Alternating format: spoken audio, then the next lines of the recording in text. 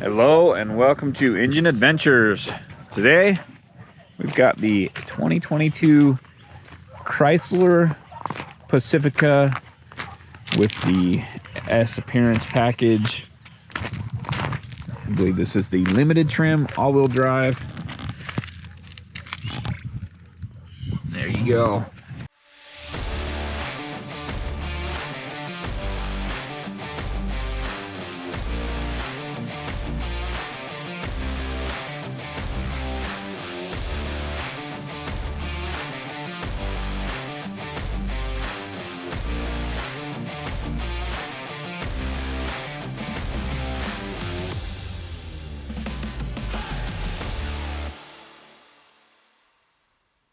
This one just kind of showed up on my schedule. I didn't ask for it. They didn't really ask me. They just kind of put it on there.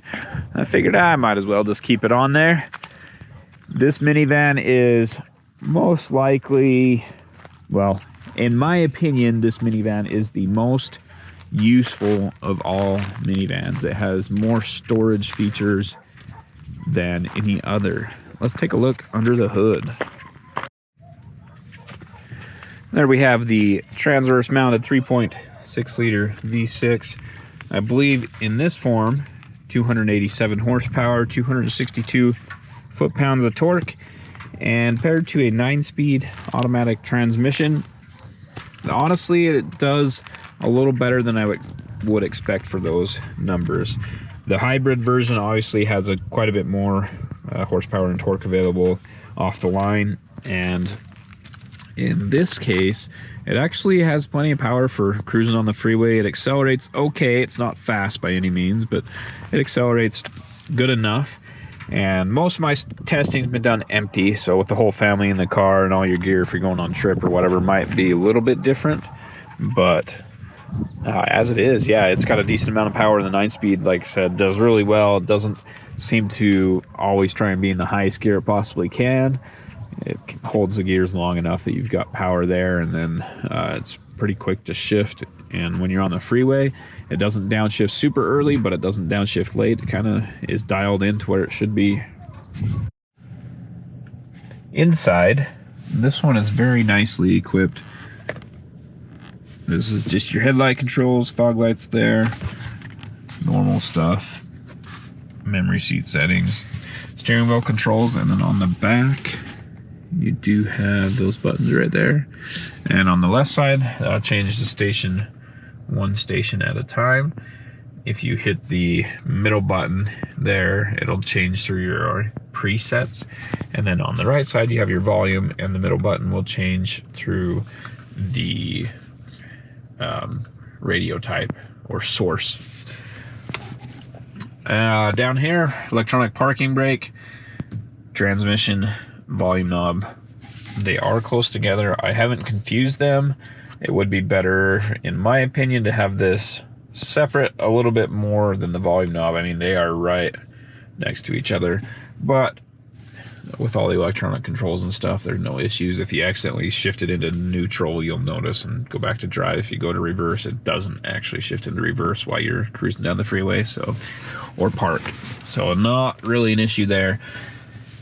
Plenty of features. This one has like parking assist, the parking sensors, lane keep assist, auto stop start. There's your traction control button.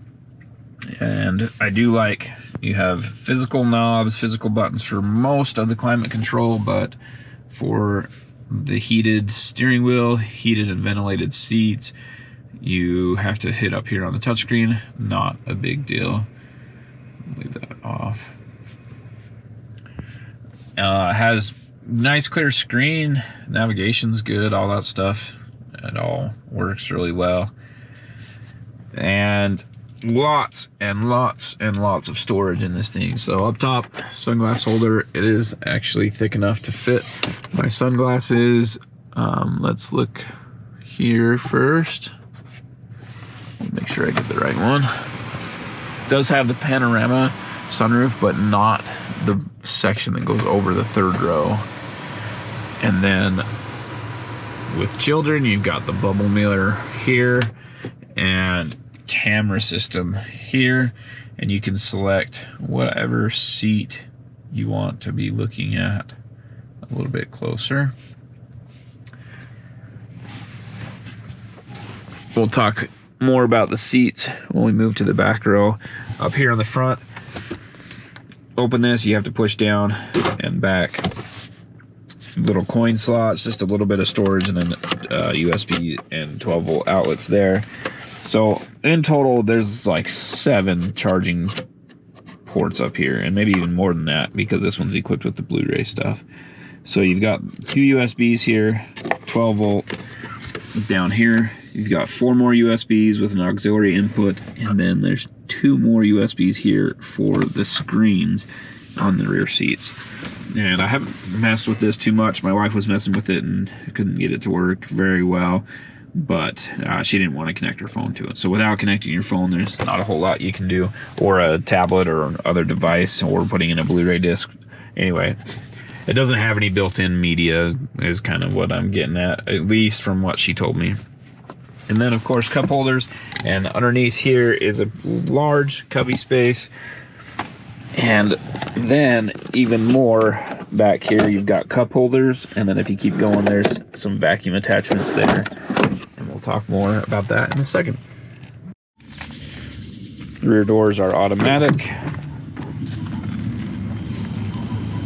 And one thing I do really like about this are the stow and go seats.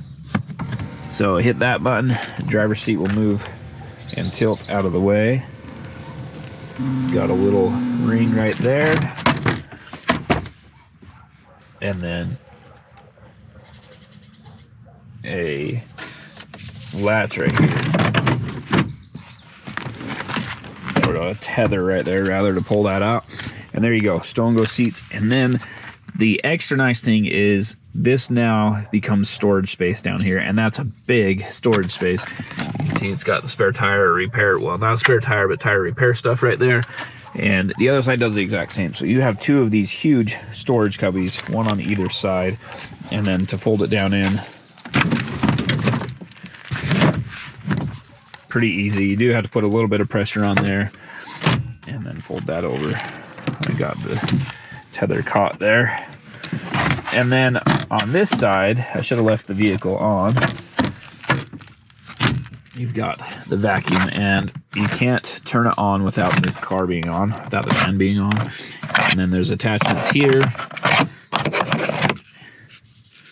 And like I said, those other ones up front.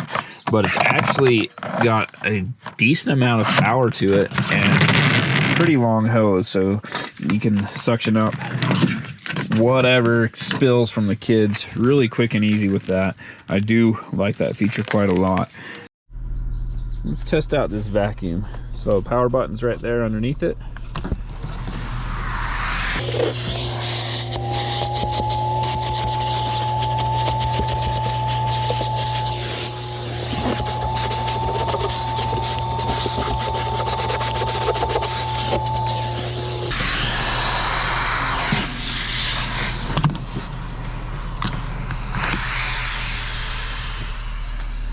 Pretty good. And then, of course, the middle row seats have the screens here with their own remotes. You've got a HDMI, auxiliary, and USB inputs there. Again, power door, if you want to close it, hit that button. Window shades on all 4 of the rear windows. Rear seats recline with the push of a button. That's as far back as they go, and they do go quite a ways forward. So that's almost straight up and down. That's too steep for me, but anyway. And then on this side, 2 more USB ports, 2 cup holders. Because the vacuum's all in here, it doesn't have the additional storage that that other side has. And let's move, well, here's that camera first. So this is the camera that I was showing you up front, where you can look at any of the seats from the screen there. And then on the doors, you have the heated seats for the middle captain's chairs, which is kind of cool because they move quite a ways. They fold all the way flat into the floor, come out, and they must have enough room in the wiring to do that. And then here, this actually has the plastic covering on it still, but I'll leave that on. Rear seats climate controls are right there. Let's take a look in the back.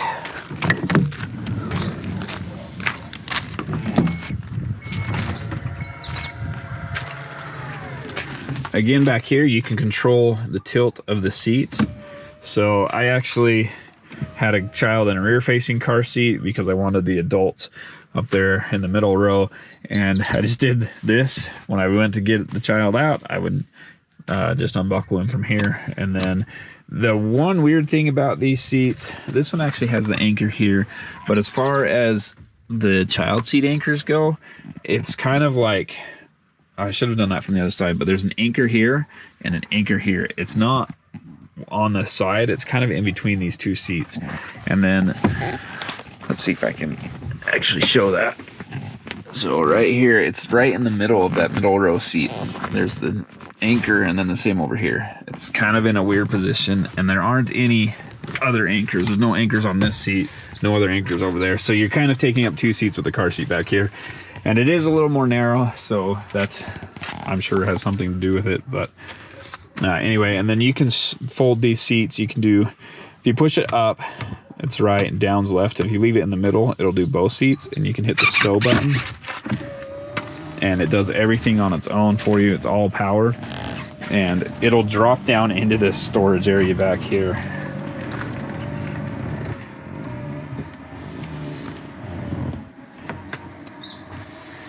And I don't know if I prefer the motorized version or not, but there you go. So it's not quite perfectly flat, but now you have a massive storage area, and I can't remember now. I'll have to measure that, but I think this is 4 feet wide. It might have been just under, but anyway, you can fit full sheets of plywood if that is 4 feet wide. If not, probably have to angle them a little bit. Here's the vacuum stuff. Anyway, if you don't get the vacuum, obviously you just have more storage there and nothing on that side. So the seats and stuff are really easy to work from back here, and you can, like I said, you can stow them, you can return them to normal position, you can angle them, recline them, whatever, all from the storage area in the back. And it's super easy to work with.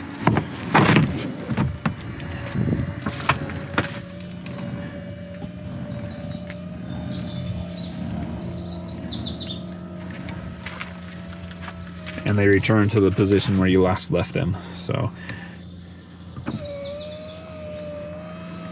there you go. And then to close the rear hatch, hit the button there.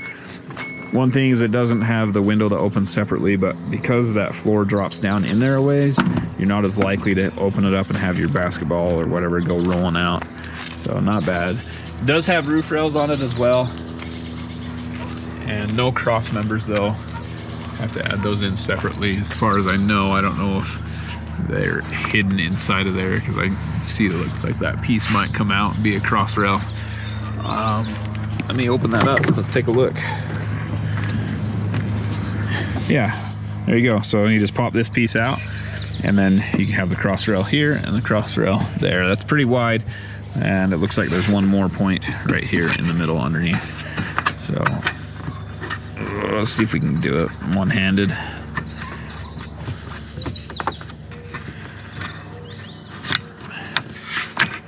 There you go. So yeah, you can put the cross rails up here and then in any of these positions, it looks like. So plenty of options there.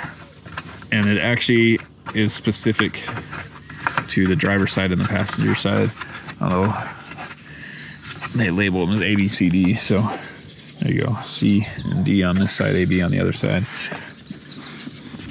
Kind of cool. It does have the roof rails, but they can be stowed out of the way when you're not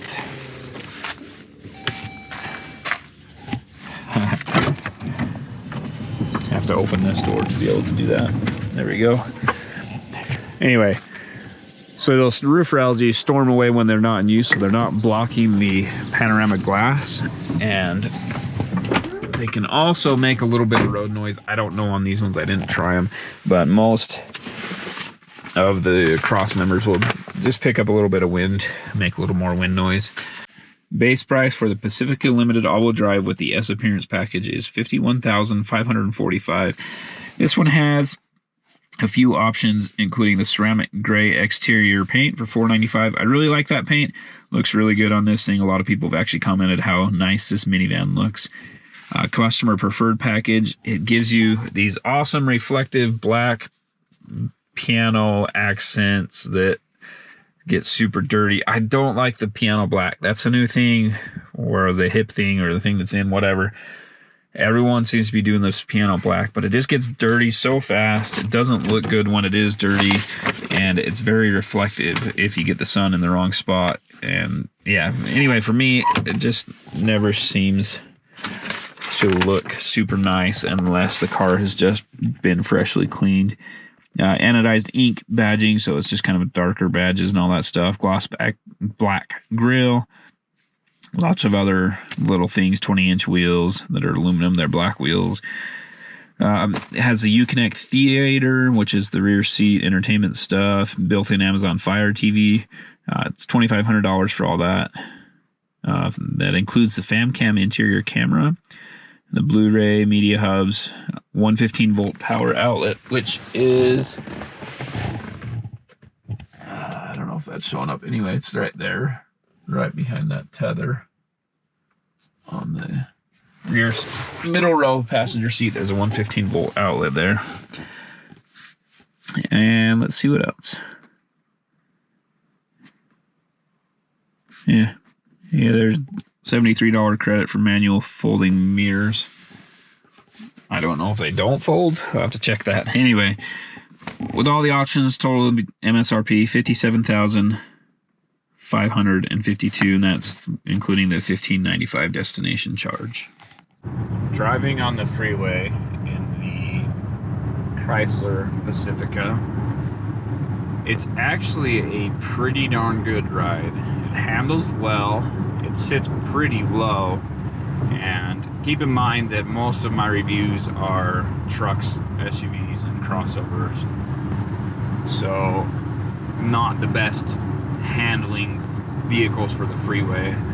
But honestly, this thing is really easy to drive. It doesn't lean as much in the corners as you'd expect, and really not bad at all, and decent visibility around. Of course, it's got blind spot monitors and all that stuff, so not too much to worry about there anyway for those that use all that kind of technology. But as you look back around, hopefully I'm getting a good shot there, but it's pretty easy to see all around in this thing. And yeah, plenty of power, at least when it's empty. I don't know what it's like when it's fully loaded, but empty, it's got a good amount of power, able to easily keep speed and accelerate a little bit without downshifting. It just kind of cruises along, no problem at all. 0 to 60 in 3, 2, 1, go.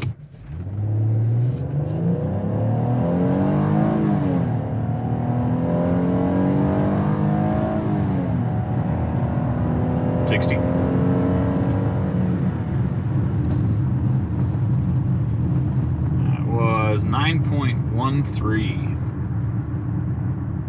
One thing I failed to mention is this sun visor. So let's go ahead and open it up to block the sun, and look how little it covers. You can extend it and then kind of like force it down, but you're bending all this to do that. So if it's shorter and you're just trying to block the sun there, it really doesn't do much. You've really got to extend it out and bend the whole thing down to get it to fit or to actually be useful. Thank you for watching Engine Adventures review of this 2022 Chrysler Pacifica limited trim with the S appearance package and all-wheel drive.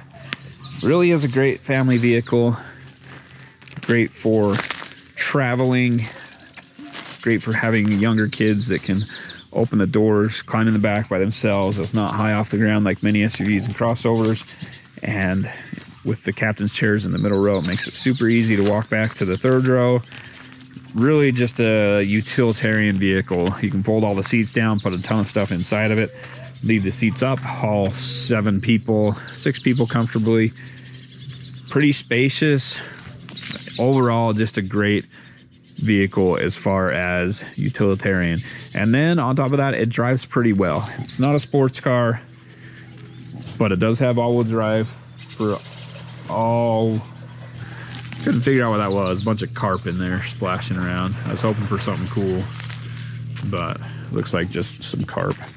Anyway, it does have all-wheel drive for all-weather traction capabilities, and yeah, just a great all-around vehicle. If you liked what you saw, be sure to hit subscribe, ring the bell so you get notifications when we post new videos, and be sure to comment down below with any questions, thoughts, ideas, things you want to see, things you'd like to see me do differently. Thanks again. Have a great day.